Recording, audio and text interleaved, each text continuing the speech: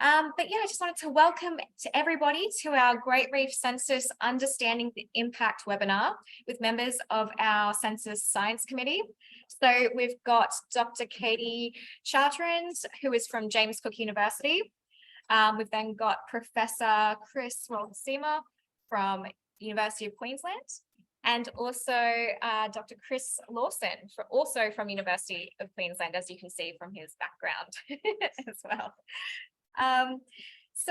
Before I pass over to the scientists to explain all the impact of the census, I'd just like to start by acknowledging the diverse Aboriginal and Torres Strait Islander groups that span the length of the Great Barrier Reef as the traditional custodians of the land and sea country on which we live and work. So I'd also like to pay our respects to the elders, past, present, and emerging, for their continued efforts to manage and protect the reef for future generations. So it's terrific to have everyone join us today and just have a super quick chat about the science behind the Great Reef Census. You might have seen some of the billboards that are popping up around all the big cities of Australia. We've had some really cool people send us some from Brisbane and Melbourne. So that's awesome to see. So we're currently running what has been the biggest campaign for citizens of the Great Barrier Reef that we've ever run. And we're calling on people around the world to help us analyze these images taken from across the Great Barrier Reef. But we wanted to host this webinar to make sure that everyone really understood how their work analyzing these images is being used and the actual impact that it's having on the Great Barrier Reef. So with that, I thought I'd throw to each of our speakers today to introduce themselves. So Katie, did you want to kick that off? Oh, sure. Thanks, Nicole. It's great really to be in this phase of Great Reef Census as we're looking at the online analysis platform. I've been lucky to be here at James Cook University working on coral and seagrass research for the last 20 years or so, really looking at applied outcomes, meaning, how can we have more impact directly into managing and monitoring these ecosystems? And Great Reef Census is a wonderful citizen science-based approach to do that. So really grateful to be a part of the science panel. Amazing. And Chris Roelfsema, did you want to go next? Yeah, I'll go next. So I'm Chris Lawson. I work at the University of Queensland for the last 25 years. I'm working on understanding coral reef and seagrass habitats throughout the world and try to basically map them and model them as good as I can with my team, of course, and not on my own. But to do that, we try to fill in the gaps that scientists and monitoring agencies can't cover because the reef systems are so big. And there's two ways I'm approaching this. One is using satellite imagery that covers the whole reef systems, and the other one is using citizen science to fill in the gaps as well. And it's really great to be part of the Great Reef Census to basically help encourage the citizen science activities on the reef and helping to collect data, but also understand data better and love the reef more. Awesome. Thanks so much for that, Chris. Chris Lawson, do you want to go next? Yep. So I'm Chris Lawson. I'm about to start a project with the census at the University of Queensland. So it'll be a 3-year project basically looking at how we can design the census and work within the census to sort of more targeted management applications. And so working with these guys here, different scientists, different management groups, and citizens of the Great Barrier Reef, sort of basically try to design this census a bit more to look at how can it be really impactful for certain management applications, and working with AI and big groups of citizen scientists to sort of to ask even more bigger questions of the census. So it should be good, and you'll see a whole bunch more of me over the next few years, I think. That's awesome. Okay, well, let's dive in. So Katie, we'll start with you. So in the last 3 years, the Great Reef Census has surveyed 110 unique reefs across the Great Barrier Reef. So could you talk a little bit about why it's so important for the census to reach so many reefs, or to reach reefs in general? Sure. And I just want to say, I think it's actually 510 reefs, right? Is that Did I where we're up to? Did I say 500? 110, I think, Oh, but 510, maybe I misheard you, but I just want to make sure everybody got that right in case it was just me. Because that's a phenomenal feat, and it's phenomenal because typically, there's less than 5% of over 3,000 individual reefs that make up the Great Barrier Reef. And I think that's something, the broader public, it's hard to really conceive of that. We talk often about the scale of the reef. It is huge in terms of its geographic footprint. You can see it from space. If you put it next to the length of the United States on the West Coast, it runs from, north of the border to Canada and down, into Mexico. But those individual reef systems are all unique and complex. And, our classic science monitoring and management, which do a tremendous job to understand long-term trends and condition of corals on a select subset of those reefs, so 5% of them, is wonderful information. But with the increased disturbances and impacts from things like climate change and severe storm systems, more and more we recognize we need complementary information to fill in those gaps. It's a patchwork in terms of health out there with recent mass bleaching events, and the Great Reef Census is a really impactful model of how we can start to reach some of those broader systems and feed that back into management in a meaningful way, in a way that people around the world can help with that. It's something that's, it's valuable data. It has the potential to have valuable data, with the role of our science committee, especially Chris Lawson coming on board to start to understand what information managers can start using to understand that broader system. Awesome. Well, that takes us to Chris Roelfsema. You're very involved with citizen science programs on the reef. So could you talk a bit about how Census complements other monitoring programs and the importance of the role of citizen scientists? Yes, I can do that. So as Katie already said, the reef is massive, and the reefs globally are massive. They're usually remote and it's hard to get to them. So the efforts that's done by government and non-government agencies to basically help monitor and provide management with data that helps them to make decisions to protect those and conserve those reefs is really important. But as Katie also said, there's so many areas that we don't reach. And so to give you an idea, to go the closest reefs on the GBR, offshore reefs, are maybe 30 minutes by boat, whereas the furthest away is maybe over 8 hours just straight from shore. So those reefs are really remote and hard to get to. There's lots of people using the reef, and those are citizens. And by basically giving them a little task, they can be citizen scientists, and they can provide us with information of the reef for areas where we didn't have information of. That information then can help support already ongoing research to determine, for instance, where COTS monitoring should happen, or where COTS intervention needs to happen for the crown of thorn starfish, or to understand which are really good reefs that require more protection, and which are reefs that needs more nurturing because they are challenged. Additionally, as I mentioned, my work is on habitat mapping of coral reef systems. And one of the things that we're always lacking is information of reefs that we can't get to because it's expensive, it's far away. And through the citizen science program, those kind of information sources can be used to support the management and the mapping of those reefs. It's awesome.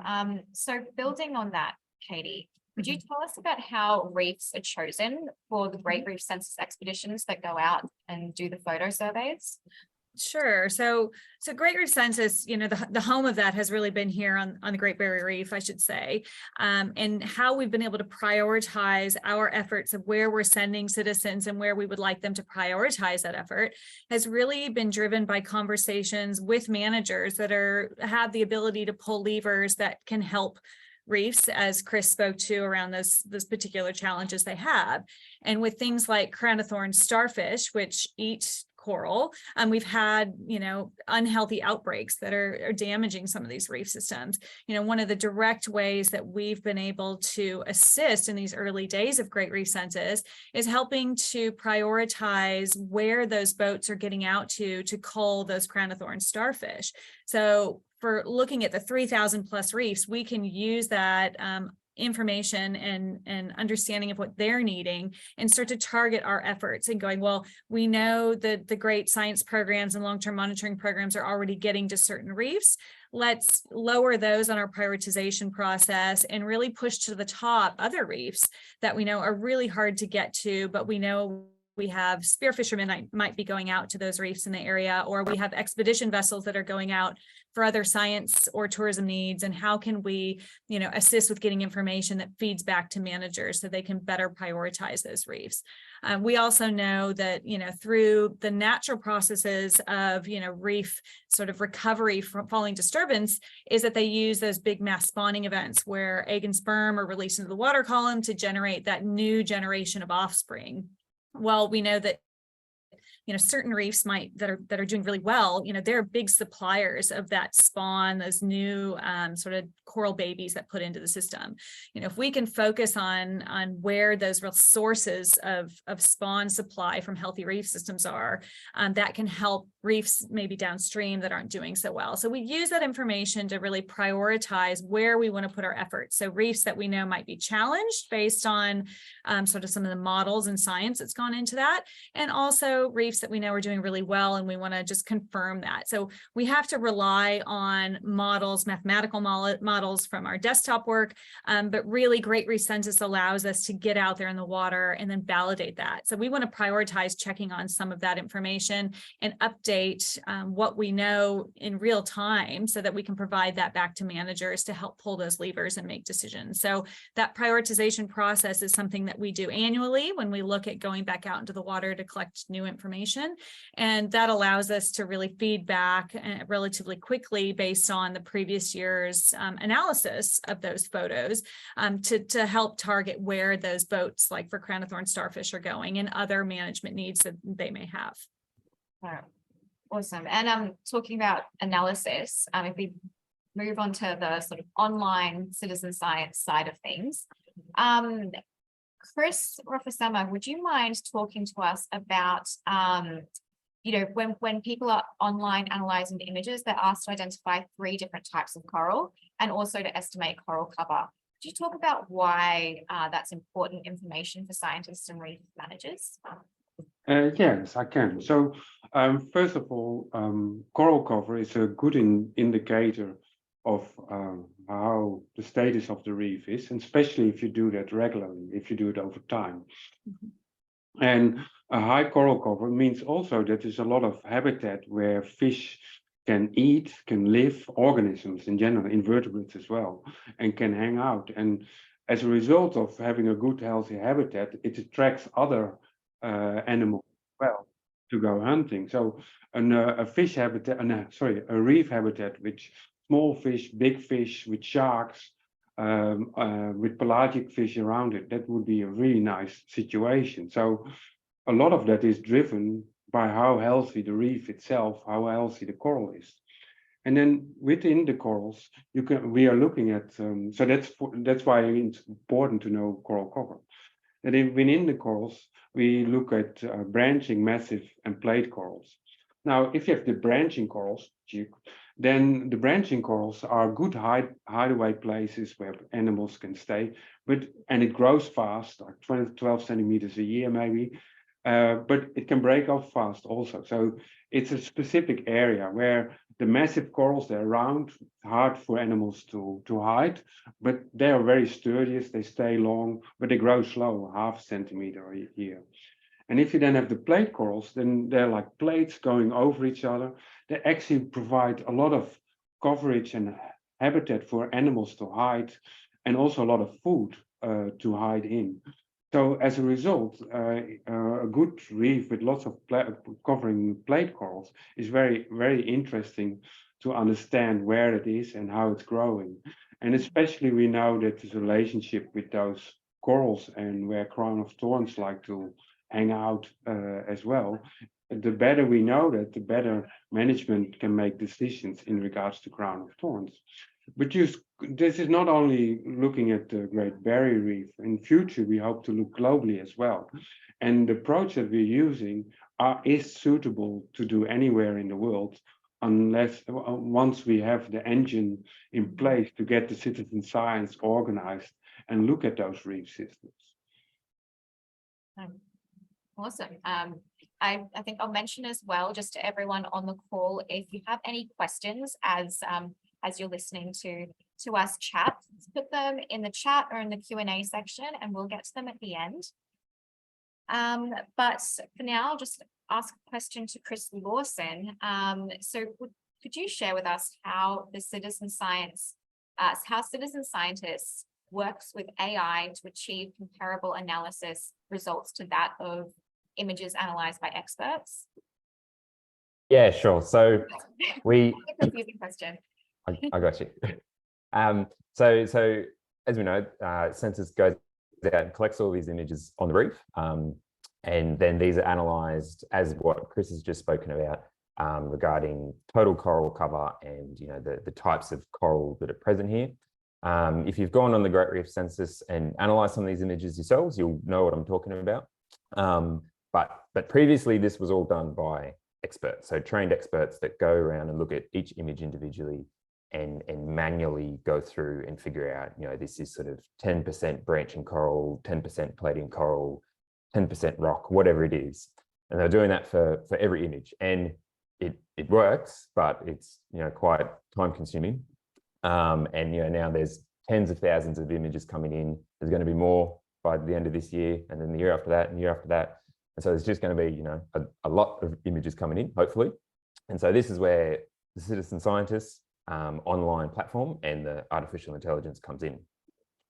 And so if you've gone on the platform and you've analyzed an image, you'll see you go on there and it'll display an image of coral, and there'll be a sort of a boundary drawn around some section that distinguishes this is branching coral. And so those boundaries are drawn by the AI. And so that's just saying this looks like branching coral, or this looks like an object that is distinct from a different one over here, which could be plating or sand or rock or whatever it is.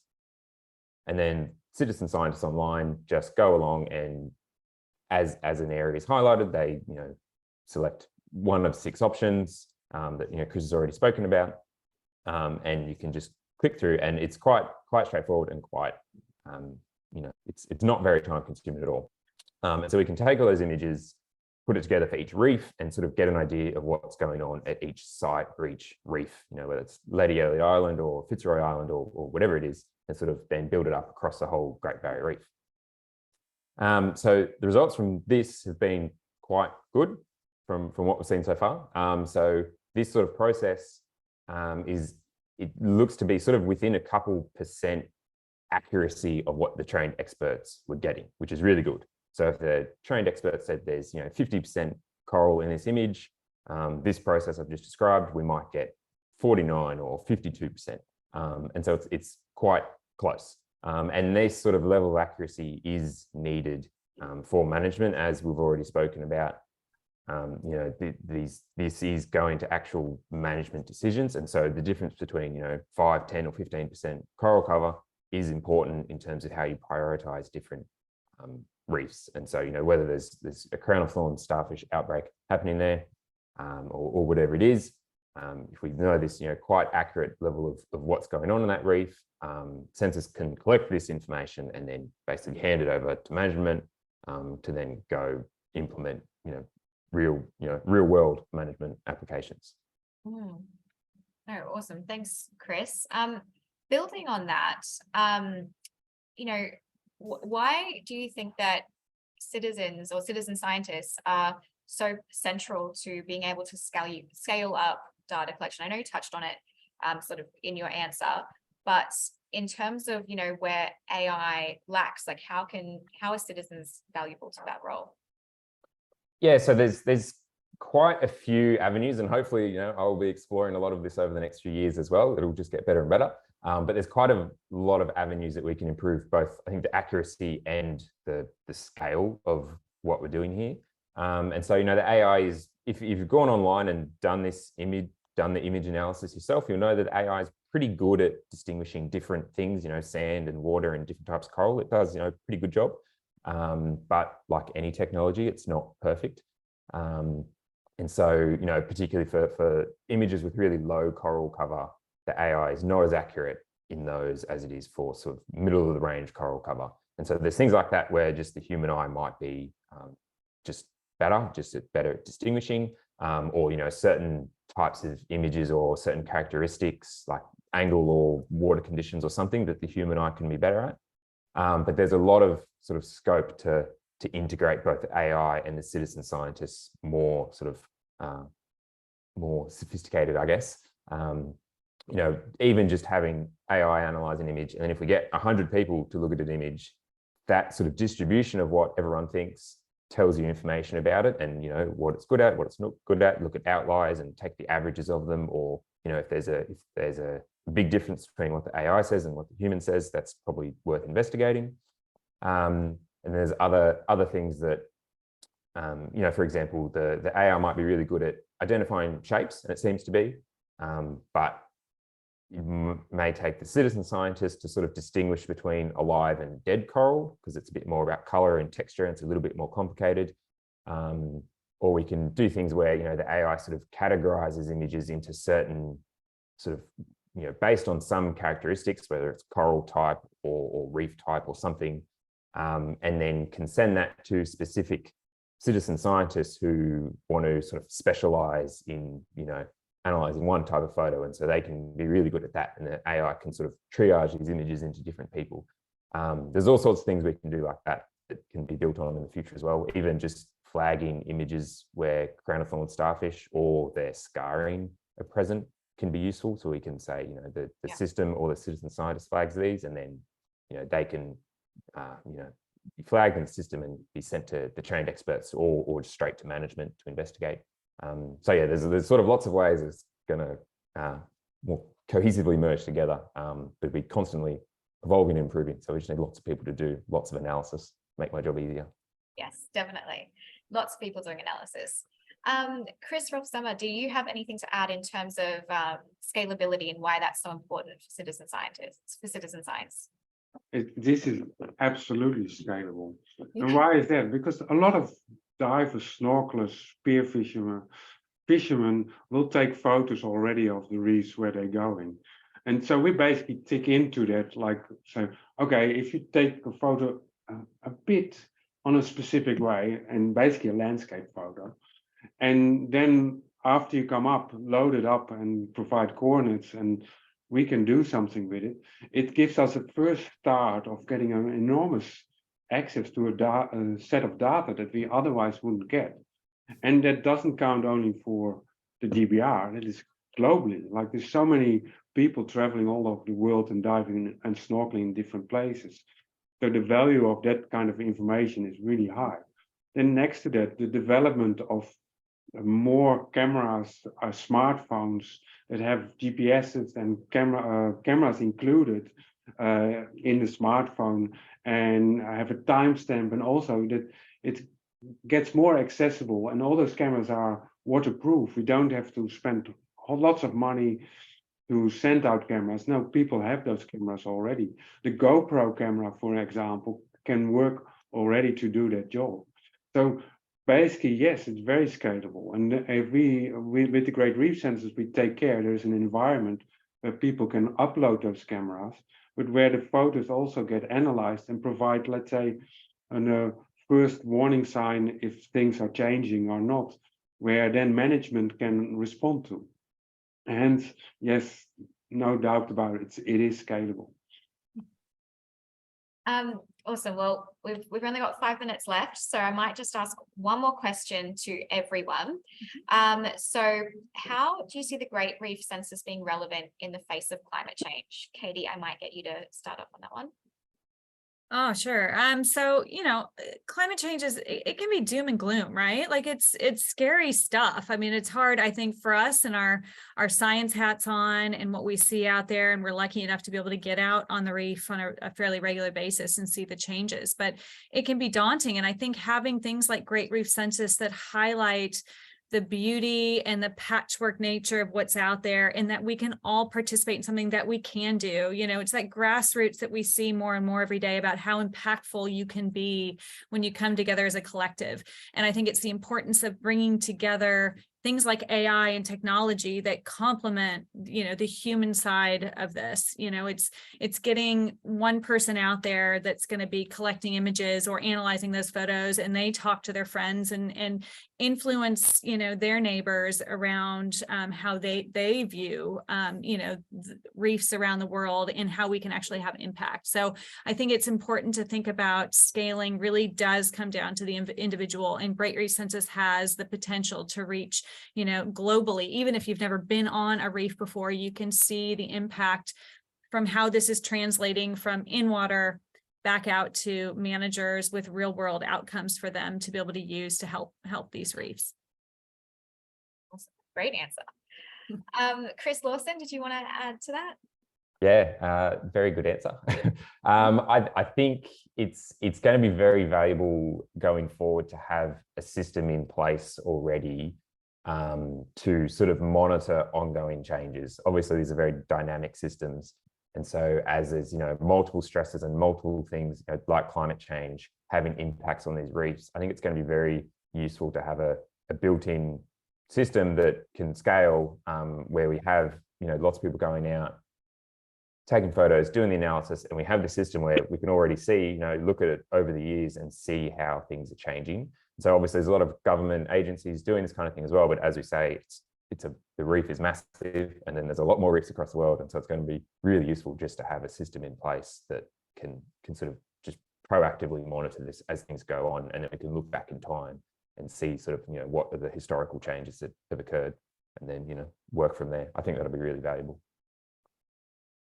Oh, awesome. And Chris Roelfsema, do you have anything to add? Yeah, I think so. So if if your loved one is sick, then you feel bad and you want to help that loved one. The reason why it's the loved one, it's probably somebody you know very well over a long time, and you got to know the person very well. If a person on the other side of the earth is sick, but you don't know the person at all, you tend to not worry so much about it, and you are not concerned. But on the moment you know a person better, you start to take care better of the person. Well, you can see the same thing with the reef. The more we know about the reef, the more we understand how its state is, the more we can take care of it. And the more we take care of it, we can also start to realize that everybody can do their bit in helping taking care of the reef. Go on your bike, turn the air conditioning lower, have your pool not too hot or just a normal temperature. All those things can help, and also great citizen science can definitely help also, because it can help provide more knowledge about reef systems. Oh, that was an awesome answer. Everyone had awesome answers. Thank you so much for that. Well, I thought we're at 12:30 now, but if anyone has any questions, if you want to pop them in the chat or in the Q&A, I see there is a question from Barb J that I think Chris answered a little bit, but Katie and Chris, does this mean that the Great Reef Census could be used on other reefs around the world? Did anyone want to expand on that a little bit? I can start, but I'm sure Chris will have some great words wise to this, because I think he's a champion for the potential for Great Reef Census to go elsewhere. And I think what's great not only about the in-water surveys and capacity to take this around the world, the Coral Triangle, the Caribbean, reefs that are all having their own, particularly local challenges, as well as those global climate change threats.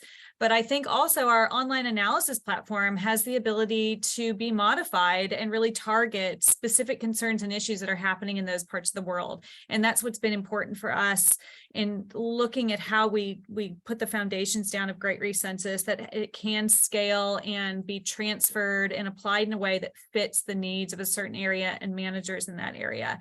I think that's really important, that we can collectively, up and move and modify as we need to.